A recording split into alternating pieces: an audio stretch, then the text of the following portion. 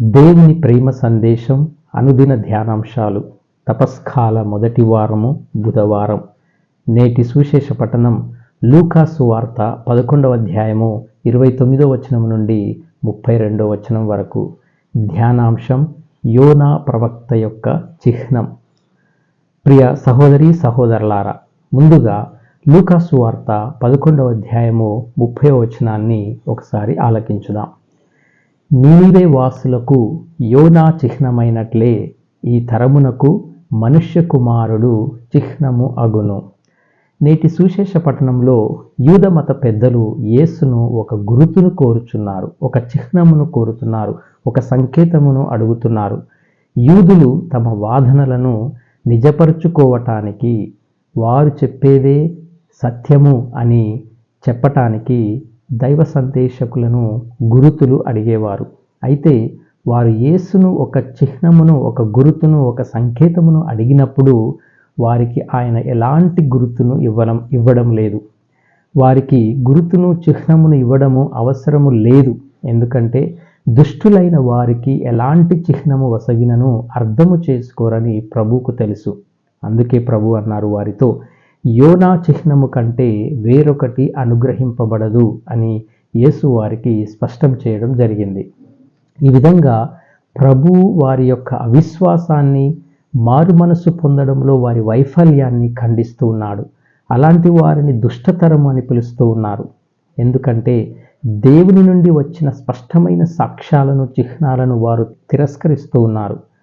యేసు ప్రభువు మనుష్య కుమారుడు దేవుని నుండి వచ్చిన గొప్ప చిహ్నము, గురుతు. కానీ యేసు ప్రభువును వారు గుర్తించలేకపోయారు.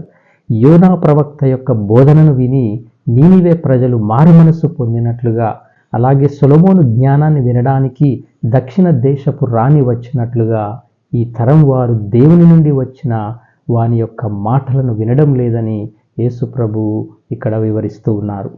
యేసు ప్రభువు అద్భుతాలు, స్వస్థతలు చేయుచు దేవుని రాజ్యము గురించి బోధించుచున్నాడు.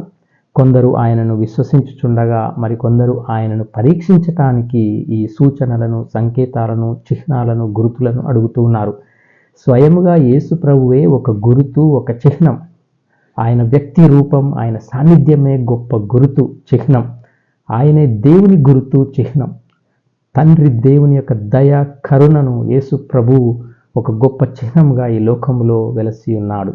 యేసు తన బోధనలలో, తన కార్యాలలో ఆ తండ్రి దేవుని యొక్క ప్రేమను మనకు వ్యక్తపరిచారు. ఆయన చేసిన అద్భుతాలలో దానిని ధృవీకరించారు. అయితే ఈ యూదాధికారులు ఆయనను విశ్వసించలేదు. ఆయనపై, ఆయన బోధనలపై నమ్మకం ఉంచలేదు. యేసును వారు ఒక సాధారణమైన గుర్తుగా మాత్రమే భావించారు. అందుకే వారు అద్భుతమైన, అసాధారణమైన గుర్తును కోరుతూ ఉన్నారు. మరేదో గొప్ప అద్భుతము కొరకు వారు ఎదురు చూస్తూ ఉన్నారు. యోనా చిహ్నము యేసు పునరుత్థానానికి చిహ్నముగా ఉన్నది. యోనా ప్రవక్త 3 పగళ్ళు 3 రాత్రులు తిమింగల గర్భంలో ఉన్నట్లు మనుష్య కుమారుడును 3 పగళ్ళు 3 రాత్రులు భూగర్భంలో ఉండును అని మత్తయి సువార్త 12వ అధ్యాయము 40వ వచనంలో చదువుతున్నాం.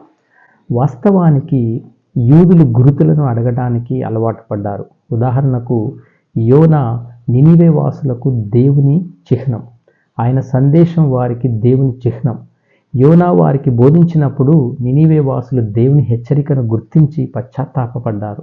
అన్యులైనప్పటికీ నినివే వాసులు దేవుని యొక్క వాక్యమును ఆలకించి హృదయ పరివర్తనం చెందారు. అలాగే దక్షిణ దేశపు రాణి అయిన షెబా సొలొమోనులో దేవుని యొక్క జ్ఞానాన్ని గుర్తించింది. మరి యేసు సొలొమోను కంటే అధికుడు, యోనా కంటే గొప్పవాడు. అయినప్పటికీ యూద మత నాయకులు ప్రభువును గుర్తించలేకపోయారు. అయితే వారి మధ్యలోనున్న యేసును దేవుని గొప్ప గుర్తుగా, చిహ్నముగా ఈ యూద మత నాయకులు గుర్తించకపోవటం చాలా విచారకరం. బప్తిస్త యోహాను సందేశాన్ని వారు తిరస్కరించారు. ఇప్పుడు యేసును మెస్సయ్యగా, అభిషిక్తునిగా తిరస్కరిస్తూ ఉన్నారు. ఇదే విషయం మన జీవితంలో కూడా జరగవచ్చు. అనేక సార్లు యేసును, ఆయన సాన్నిధ్యాన్ని, ఆయన ఉనికిని మనము విస్మరిస్తూ ఉన్నాం.